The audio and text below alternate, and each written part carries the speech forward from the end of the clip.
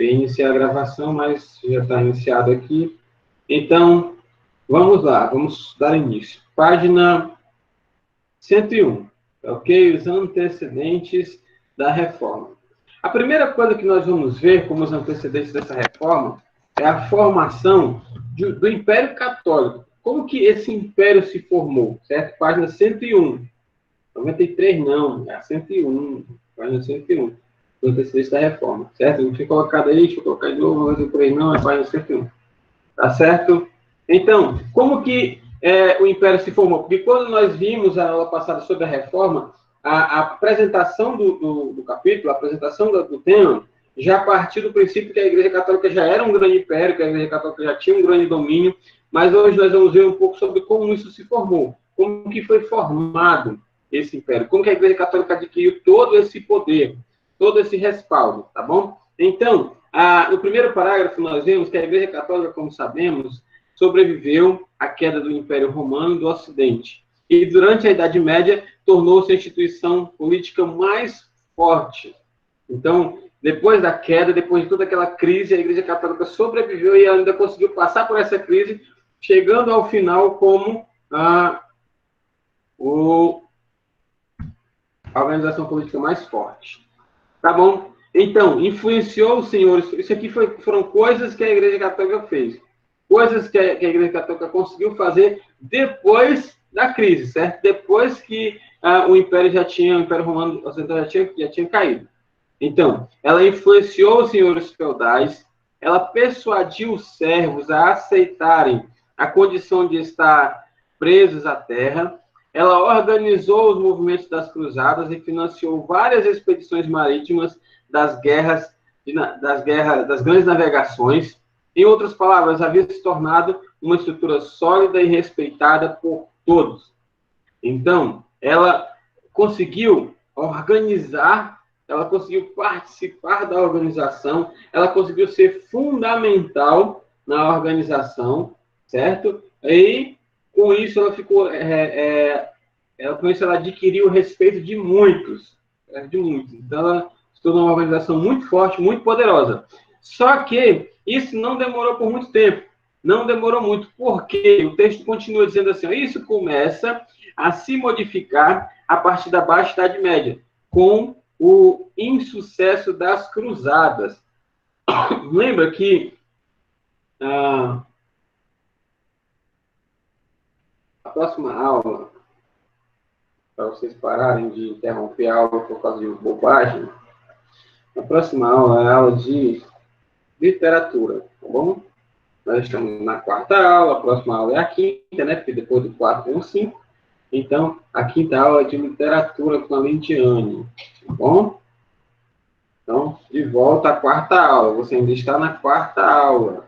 E a quarta aula é História, na página 101, e estamos falando sobre os antecedentes da reforma. Tá bom? Viu, João Mariano? Não tem trabalho nenhum de história. Certo? Não tem trabalho nenhum de história.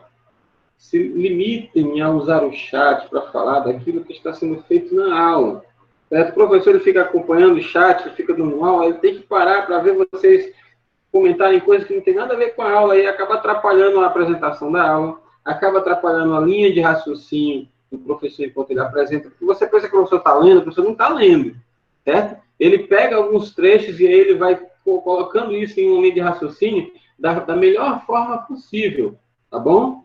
E aí, assim, certo? E aí, assim, ele vai pegando algumas partes do texto para poder entrar nessa linha de raciocínio para nós usarmos no texto. Porque o professor ele pode simplesmente aqui fechar o livro e dar aula para vocês, porque ele preparou a aula, ele sabe do que tem. Só que para vocês não ficarem perdidos, ele fica pontuando as suas observações no texto. E aí ele tem que estar olhando para o texto para pontuar as observações, tem que estar olhando para o chat para ver se o que você escreve é algo que vai influenciar na aula, ou se é alguma dúvida sua, se é alguma coisa, alguma ajuda que você está precisando com relação à aula. Mas aí o professor olha para o chat e vê você falando coisas que não tem nada a ver com a aula, cara. Certo? E aí você acaba atrapalhando, certo? Acaba atrapalhando.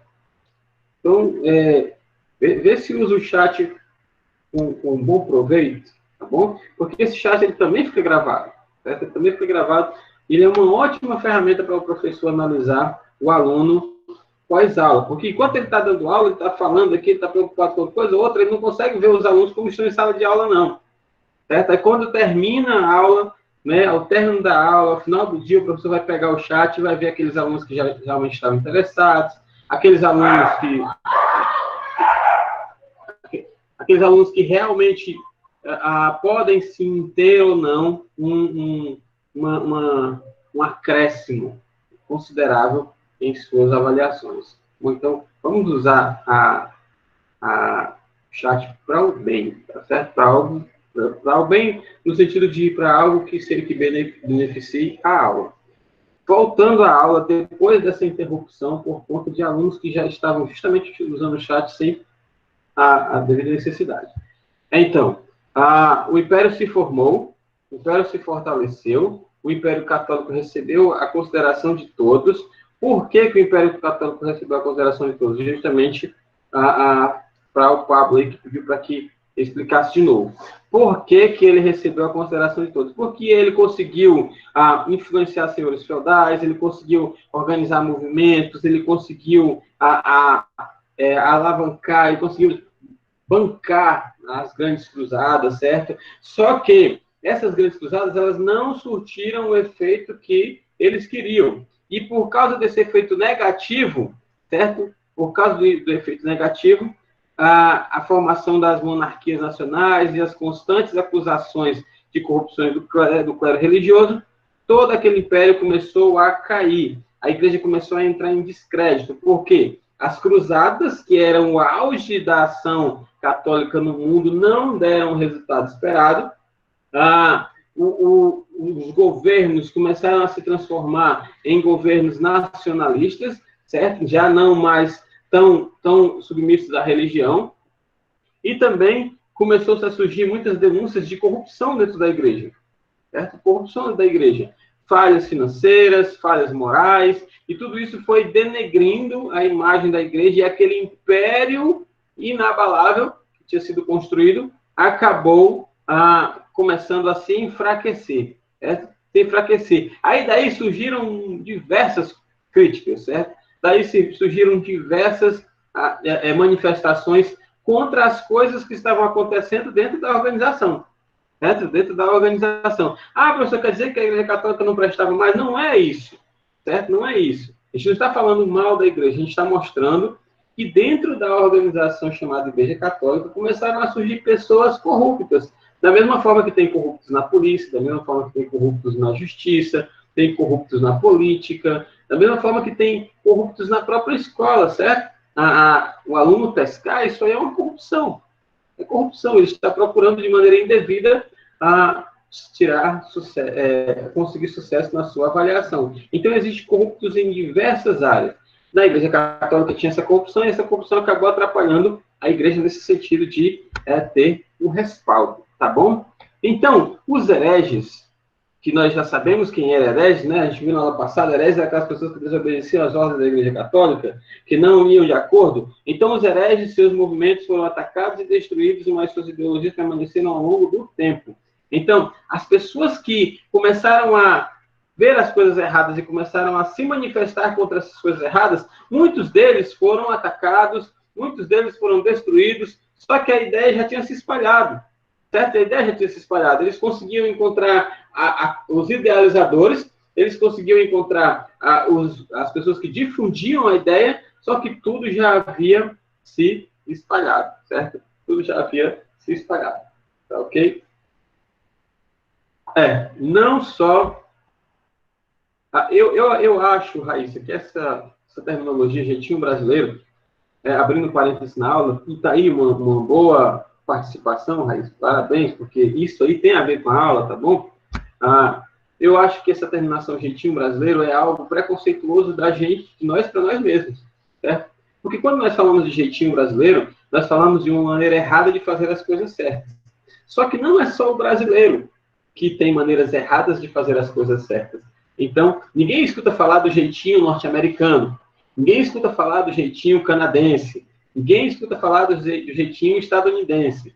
A gente escuta falar do jeitinho brasileiro, como se só o brasileiro desse um jeitinho, certo? Eu sei que é um termo que muita gente usa. Eu sei que é um termo que muitas pessoas usam. Inclusive, até estudos são feitos baseados nesse termo. Mas, particularmente, eu acho algo preconceituoso, como se somente nós dessemos um jeitinho, certo? Mas, realmente, desde aquela época, Raíssa, já tinha-se um jeitinho a ser feito, certo? Só que, como nós estamos falando de Igreja Católica e como nós estamos falando de Roma, veja, você conseguiu identificar um comportamento que nós dizemos que é de brasileiro. Só que aqui em questão, no que nós estamos estudando, esse foi um comportamento feito lá em Roma, certo? Então, se nós poderíamos chamar de algum jeitinho, seria um jeitinho romano, né? Seria um jeitinho italiano, ou alguma coisa parecida, tá certo? Mas que parece muito com o jeitinho brasileiro, parece, viu, Raíssa? Parece mesmo. Então, a Igreja Católica entrou atrás desse pessoal aí, correu atrás desse povo que estava falando contra ela, desse povo que estava reclamando, ela conseguiu prender muitos, conseguiu exterminar muitos, exterminar mesmo, matar muitos, só que as ideias já estavam espalhadas, as ideias já estavam difundidas, então, como estava tudo muito espalhado, a Igreja Católica fez o quê? Ela abriu novamente o que nós já vimos na aula passada, que foi o Tribunal do Santo Ofício. O que era esse tribunal? Esse tribunal era um tribunal que procurava as pessoas, interrogava as pessoas, fazia com que as pessoas confessassem os seus erros e ainda apontasse, ainda dedurasse os amigos que também pensavam iguais a eles. E olha uma coisa interessante, vamos para a página 160, não, 102. Olha aí na página 102, essa imagem, logo do início da página, tem um rapaz amarrado em uma roda, certo? E essa roda ela girava, né? Ela ficava girando. Então isso aí era uma maneira, certo? Era uma maneira uma forma de tortura, certo? Uma forma de tortura. Página 102, Paulo. 102. Deu para ouvir agora? Que triturado, mano. Não é triturado, não. É torturado, Paulo.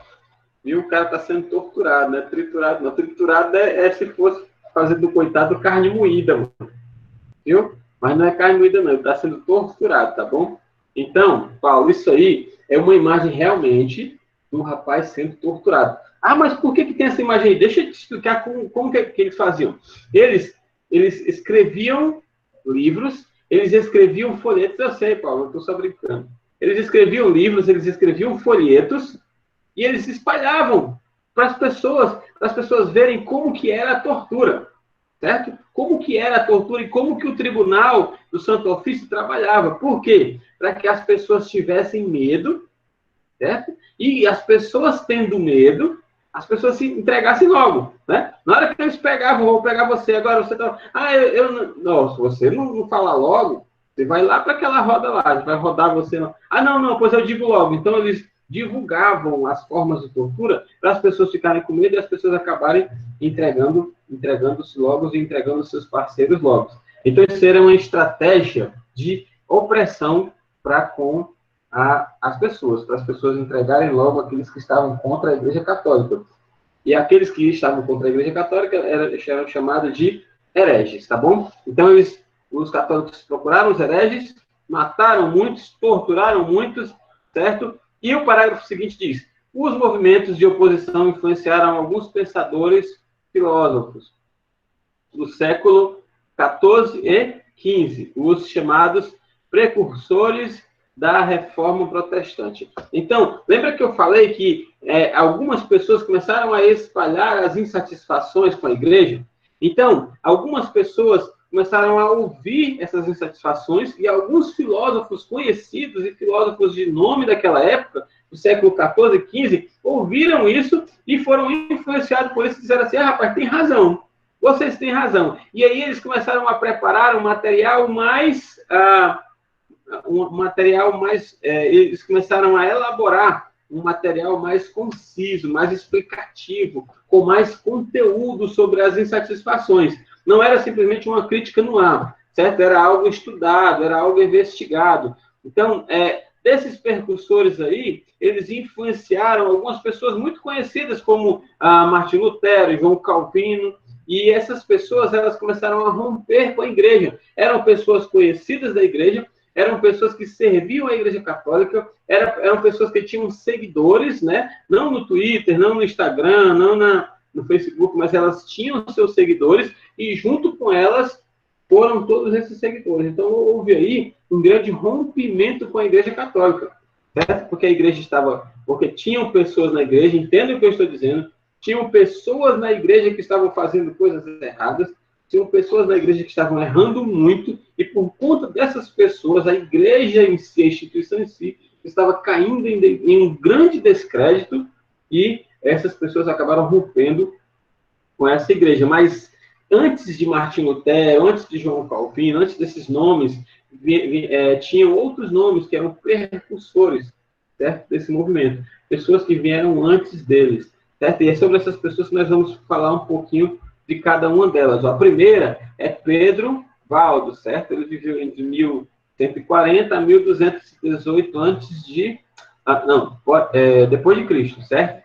Era um rico comerciante francês que se converteu ao cristianismo em 1174. Em 1176, encomendou a tradução da Bíblia para o latim. Então, naquela época, a Bíblia ela só era escrita na sua língua original, certo?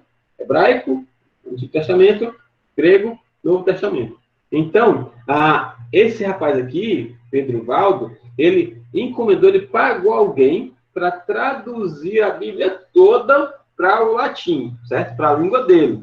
E aí esse cara, ele era muito rico, ele fez um voto de pobreza, ele pegou tudo que tinha, transformou tudo isso em doações, e saiu fazendo doações para os pobres, saiu falando da Bíblia para todo mundo, né? Saiu entregando a Bíblia para todo mundo. Então, esse cara, ele conseguiu alguns seguidores e ele criou um movimento chamado os valdenses, certo? Então, os valdenses, se por um acaso você ouvir na história falar sobre os valdenses, esses valdenses foi um movimento religioso da Igreja Católica, conhecido como que foi iniciado por Pedro Valdo, certo? E o que isso tem a ver com as coisas erradas que a igreja estava fazendo? Pedro Valdo começou a ver as coisas erradas que as pessoas estavam fazendo na igreja, ele começou a questionar, ele começou a reclamar do que as pessoas estavam fazendo, e os seus seguidores, os valdenses, seguiram à frente também com esses apontamentos. E aí essas reclamações, esses apontamentos chegaram até os idealizadores da reforma. Tá bom? Essa foi a contribuição de Valdo. Mas aí tem um cara também que contribuiu muito mais, inclusive ele é conhecido como o grande precursor, o grande precursor da reforma, certo? O mais importante ali, o que mais falou alguma coisa, foi John Wycliffe, certo? John Wycliffe, ele era um inglês, certo? De nascimento, e ele era um teólogo, ele estudava as práticas religiosas, ele era um cara lá de dentro da igreja.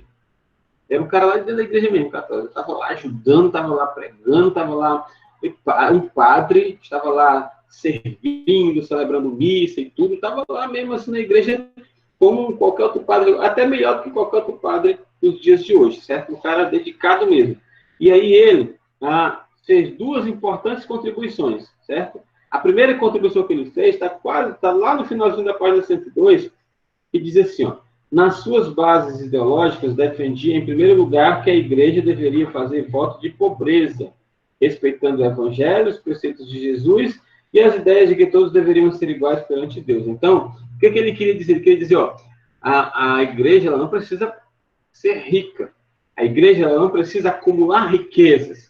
Certo? Pelo contrário, a igreja tem que fazer como o evangelho disse, juntar tudo que tem e dividir entre os pobres. Então, uma das coisas que o Wycliffe dizia e criticava era justamente isso. Porque lembra do que nós falamos há poucos minutos atrás, que a igreja estava enriquecendo, que a igreja estava ficando poderosa ao ponto de pagar navegações, ao ponto de pagar cruzadas, ao ponto de ajudar em reformas de cidades, certo? Então a igreja tinha condições financeiras muito boas.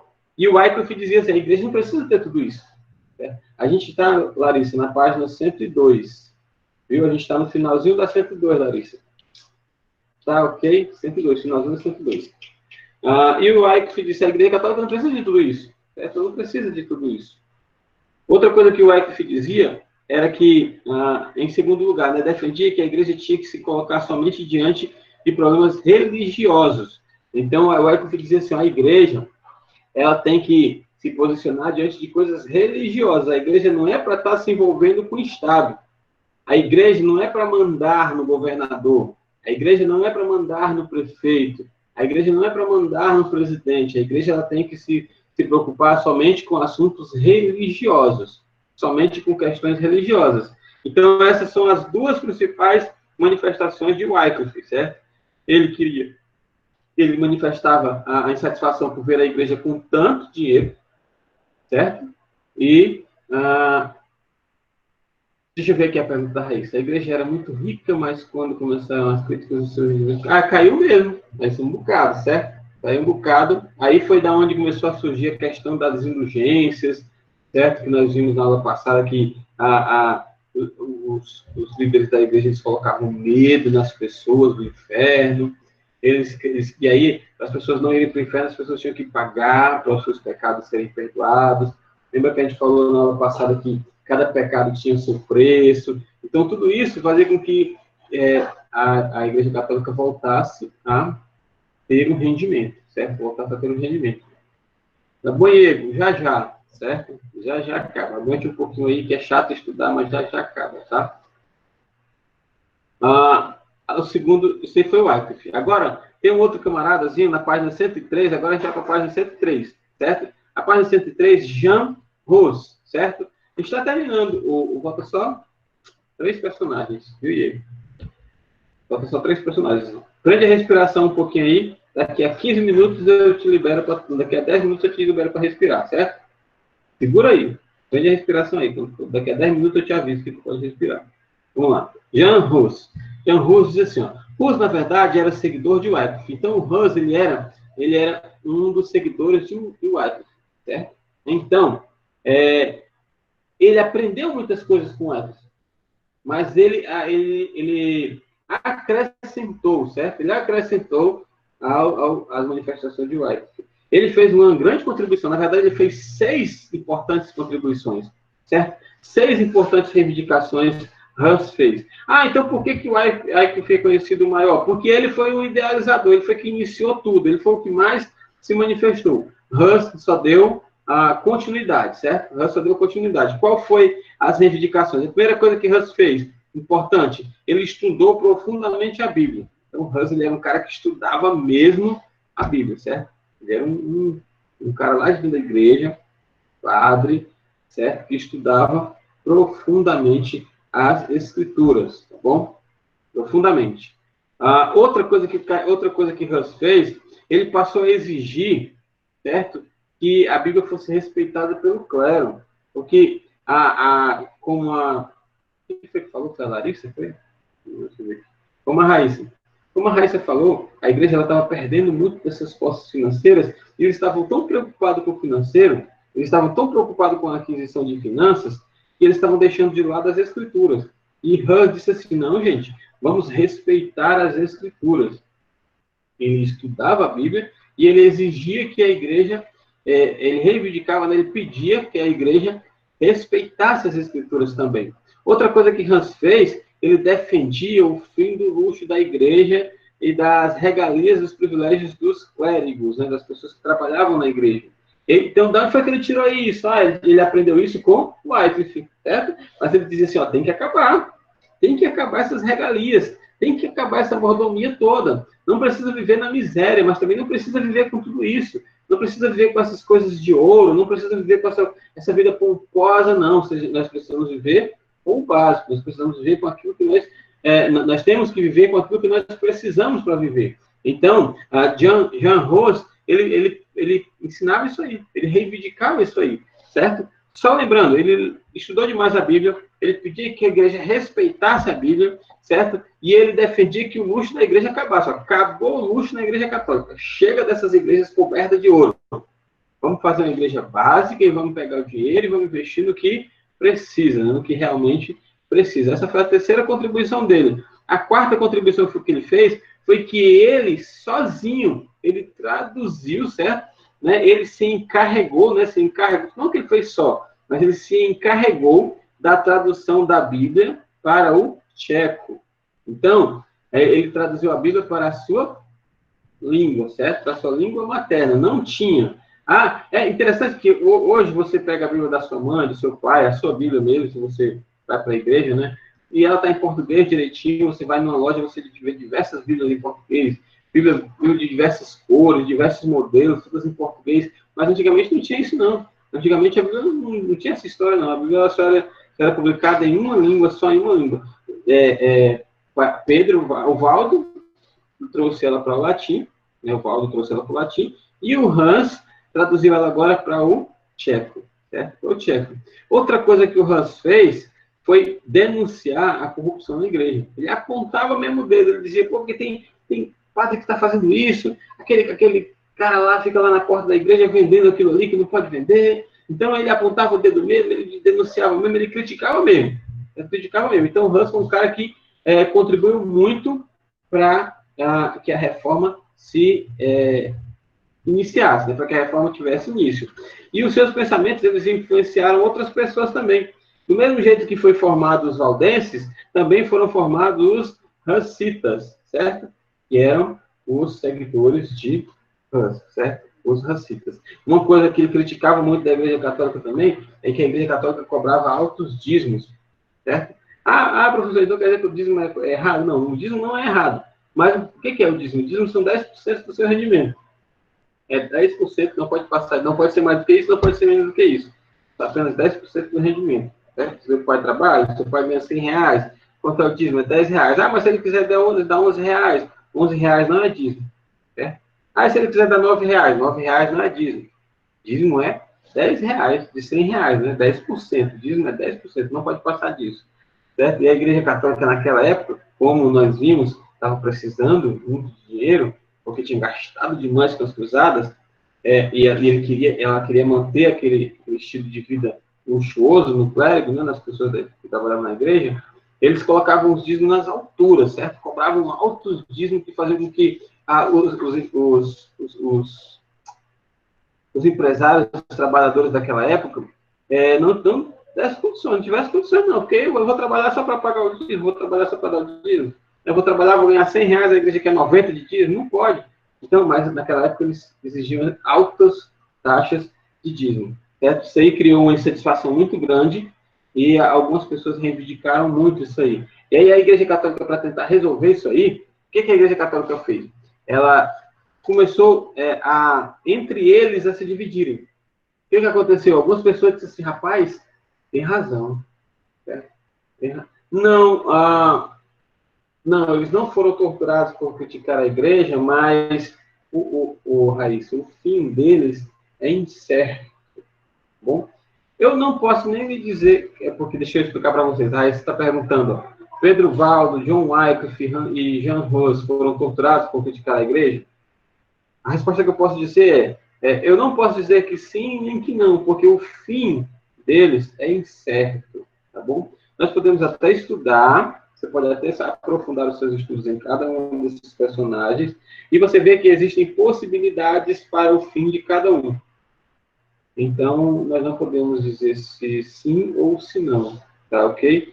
Mas uma coisa é certa, perseguidos foram, né? Isso aí nós temos a total razão.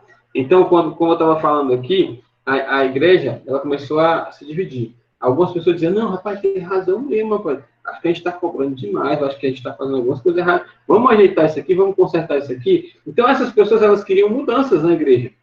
Elas não foram embora. Elas não queriam acabar com a igreja. Ninguém nunca quis acabar com a igreja. O que eles queriam? Eles queriam que as coisas mudassem. Certo? Eles queriam que as coisas mudassem. Só que outros, aqueles que estavam recebendo as regalias, eles, pelo contrário, eles disseram, não, nós vamos reafirmar os dogmas da igreja. E quando reafirma o dogma da igreja, nós já vimos na aula passada, dogmas são coisas que são inquestionáveis. Então, eles estavam querendo dizer assim, não, essas coisas a gente não questiona.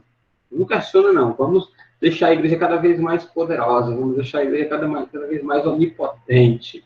Então, a igreja começou a se dividir por pessoas que queriam reafirmar o dogma e pessoas que não queriam reafirmar o dogma. E aí, agora, nós vamos para a página 104, e eu vou fazer um rápido comentário mesmo, sobre Tomás de Aquino e Santo Agostinho, certo? Tomás de Aquino, ele era um desses que queriam reafirmar os dogmas da Igreja Católica, certo? Tomás de Aquino, ele defendia que só reafirmando os dogmas, só com a aproximação dos dogmas da Igreja Católica é que nós poderíamos resolver a situação, nós poderíamos resolver a crise. Então, Tomás disse assim, ó, impõe os dogmas, ó. Dízimo é dogma, não se questiona, só tem que dar e pronto, senão você vai para o inferno. Outras coisas são dogmas, não questiona, você tem que fazer e pronto, senão vai para o inferno. Então, Tomás de Aquino era um desses caras. Mas Tomás de Aquino ele não errava em tudo, né? O texto fala que ele dedicou muito tempo da sua vida tentando mostrar para a ciência que a ciência deveria provar a existência de Deus. Certo? A ciência deveria provar a existência de Deus. Já Santo Agostinho, não, Santo Agostinho é um cara que defendia que a predestinação e a fé era a única forma de alcançar a salvação. Então, Santo Agostinho dizia assim, não, vocês estão certos, realmente nós temos que mudar. Realmente tem muita coisa que precisa mudar dentro da nossa igreja, da nossa amada igreja. Então, eles não odiavam a igreja católica, eles não eram contra a igreja católica, certo? Eles amavam aquilo ali, tanto é que muitos morreram tentando reformar aquilo ali. Por isso veio o movimento de reforma protestante, porque era uma reforma de pessoas que estavam protestando pela situação que a amada igreja estava passando, certo? Então, muitos desses reformadores, por que reformadores? Porque eles queriam reformar aquilo ali, porque eles poderiam muito bem ir embora, e abrir essas igrejas, mas não, eles queriam consertar a igreja, eles queriam só ajeitar as coisas erradas que estavam dentro da igreja. E para isso eles precisaram protestar. Daí vem o nome Reforma Protestante, certo? E desse movimento aí, dessa reforma aí, surgiu vários outros movimentos, que foi o luteranismo, o calvinismo e o anglicanismo, mas isso aí é coisas que nós vamos ver na próxima aula, tá bom? Então, para casa, Pablo, 105 e 106, tá bom? Para casa, página 105 e 106. Deixa eu colocar aqui para você ver. Para casa. Uhum. 106. Tá bom, pessoal? Um abraço. Até a próxima. Até assim não. Para casa, página 105 e 106.